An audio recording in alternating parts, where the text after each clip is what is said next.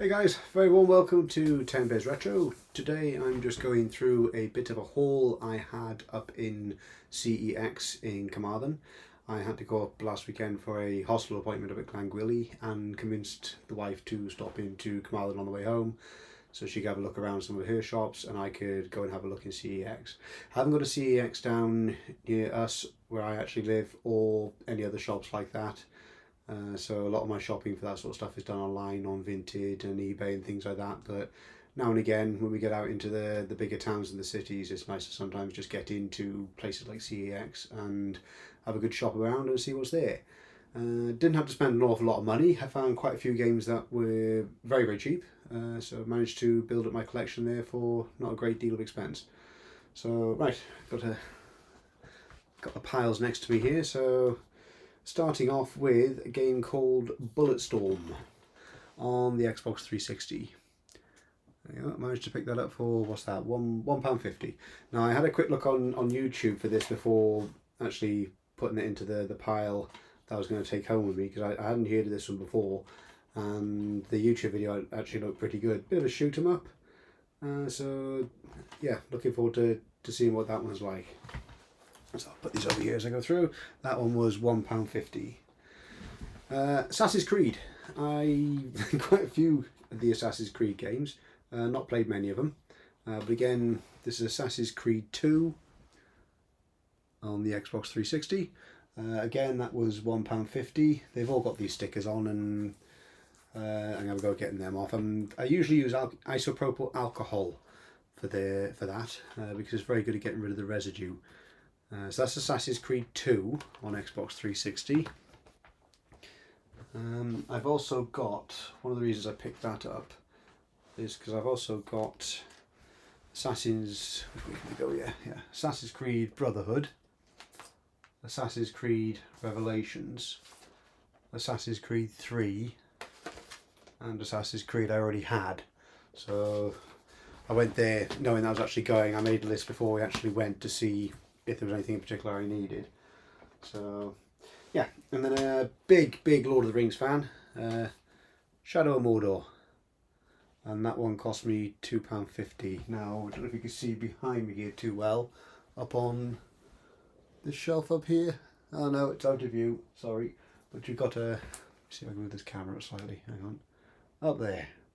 That's all my hardback versions of the likes of The Hobbit, Lord of the Rings, Silmarillion, things like that. So big book collector as well, especially in hardback. So that was a given. That had to come home with me, and I said that was £2.50.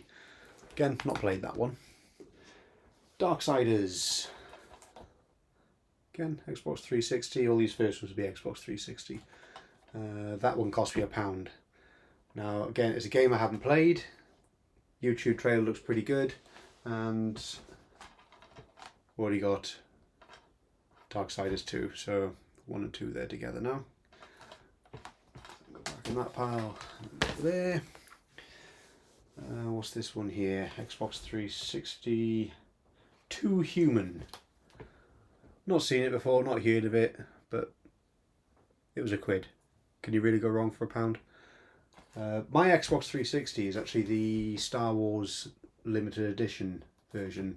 So I'm gonna get that out at some point and show that to you guys. That was actually, it came through to me. It belonged to a friend who was a massive Star Wars fan, and he passed away a few years ago, shortly after catching COVID. So his wife passed that on to me because she knew I was a fan as well, and I was the only other person she could think of really that did that sort of gaming. So she asked me if I wanted it, and she knew I had an interest in it, and that was really nice to have a part of him with me here.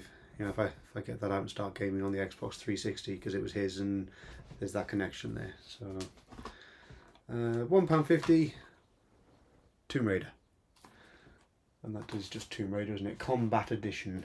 Apparently there's different editions of this. So love the first Tomb Raider game on the PlayStation is what I played it on. I think it came out on the Saturn, the Sega Saturn around the same time, but the PlayStation was the one I ended up playing on, and one of the few games I've actually completed. Bit of a weird last level where you're sort of going through, almost like you're inside something that's living with blood cells and things. But yeah, right. Sticking with Xbox 360, Far Cry 2 for £1.50, and probably the more famous one, Far Cry 3. So what are we talking? £150, £2. So again, not played them, but I want to get into this sort of thing, and this sort of open world and see. And I've actually had that haircut. So also got over here. This is Far Cry 5. Again, see if I can twist this around a bit.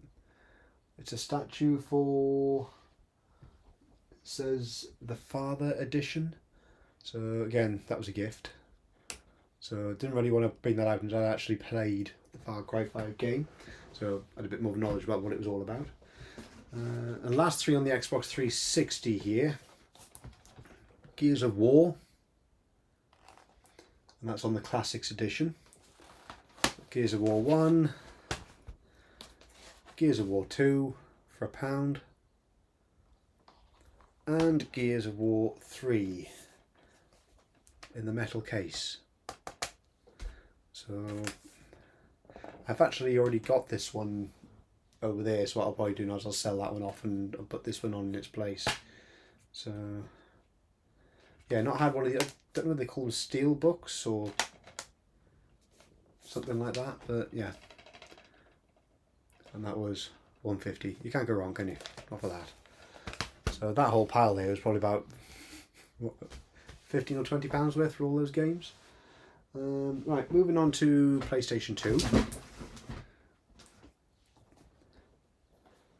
Lara Croft Tomb Raider Legend, £2.50. Now what I'll probably do with this is what I've done with all my other PlayStation 2 games. I've actually got a hard drive inside my PlayStation 2 Fat. So what I do is I rip the disc image onto my laptop and then put that image onto the actual hard drive inside the PlayStation 2. So I'm going to load the disc, just turn it on, pick the game I want to play. It's a MC Boot, I think it's called. So yeah, looking forward to having a go at that one. Tomb Raider 2, or Tomb Raider Legend, sorry. And then £2.50 again, PlayStation 2. And that is Prince of Persia, The Two Thrones. I have got another Prince of Persia game up there somewhere. I think it's called Sands of Time. So all these, I haven't actually been opening them as I've been going along, but all these, checking as I go along, the disc looks very good. Most of them have the manuals in. So but PlayStation 2 is probably one of my favourite consoles out of everything. I tend to find the games a little bit simpler, because the modern state stuff, I'll be honest, the PlayStation 4, PlayStation 5, it's all a bit too fast moving for me, and these games where you got people shooting each other, 9 times out of 10 I'm shot and dead before I even know where the bullets are coming from. But the earlier stuff, some of the Xbox 360, the original PlayStation, PlayStation 2, Metal Gear Solid on the PlayStation 1, that's one of my all-time favourite games. Love that game. Right, so moving on, PlayStation 3, Assassin's Creed, £1.50, and Assassin's Creed Brotherhood for £1. Now I know I'm just sort of duplicating. I don't know how do you guys feel? About having the same game on different consoles. Because I've got, again, reaching back to ones I've already had. So that gives me Assassin's Creed Revelations, Black Flag, Assassin's Creed 3, Assassin's Creed. That's not even a shot, is it? Come here. Right. Assassin's Creed Revelation, Assassin's Creed Black Flag, Assassin's Creed 3, and Assassin's Creed 2. Now they were ones I already had in my collection before going up. So when I saw Assassin's Creed Brotherhood and Assassin's Creed, the first one there, I thought, right, well that gives me a 6-game set. I know I've already got some of those on the Xbox 360, but so how do you guys feel about collecting the same game on different formats? I know it takes up shelf space, but right, what else have we got here? Yeah, doesn't really come under 10 Bears Retro, because these aren't really retro games, but the first one I saw as I walked in to game was this one, It was on a sort of shelf system that was near the door. It was £2, and again, looking at the back, it looked a bit like Destiny and stuff like that. So I had a quick look on YouTube gameplay to see what that would be like, and it looked quite interesting. So I thought, like, for £2, give it a go. Yeah, it hasn't got a manual with it. It's only got the game in there. But I'll give that a crack. And I've got the Xbox One downstairs as well, so I can play that in the front room if I'm allowed. I think some of you lads know where I'm coming from. But no, my wife's getting very good, to be honest. She's not into this gaming lark at all, but she's quite happy to sit in her iPad, put some headphones on, put some YouTube on while I sit there and have a go. This one, The Evil Within, £3. Not played it.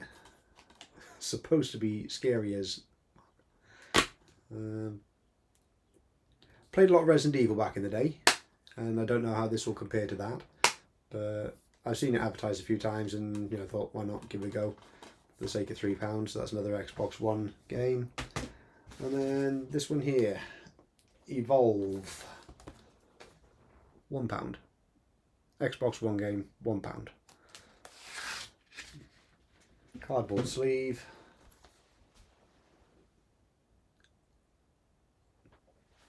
So I'm guessing you're going to fight prehistoric monsters or something along the lines of this game. But yeah, it's got the disc, it's got the manual in it, and for £3, couldn't really turn that down. I think I spent altogether, I think it's about £29 on all this lot up there. So looking forward to having a go at that. Right, the only other two things then really are a little bit of an unboxing. This first one, where I just mentioned that my PlayStation 2 games are actually on a hard drive. They're on an SSD. Now, the PlayStation 2 fat models were originally designed to take the bigger hard drives. I think they were 3.5 inch. So I've had to get one of these. Just a little adapter there that the SSD will sit in. Pull some of this stuff out here and have a look. Yeah, so the SSD will sit in that, and it can be screwed in, and then that part then will slot in where my SSD sits at the moment, because it only sits there. It's not secured in any way, so the slightest knock and that could knock the hard drive out of place and all that, stop it working. So I thought, for the sake of what that cost, get one of those, secure it in properly. Close that up. And this next one is saving the best till last. Came across another YouTuber. So I just opened this while I'm yakking away. Another YouTuber was actually playing this on one of their videos. Quick, sorry. And although I played a few of the Terminator games before, I'd not played this one, and it looked pretty good. So clear that off. So this one came from Vinted. It was only about £3, I think it was, plus the postage, so that was a bargain.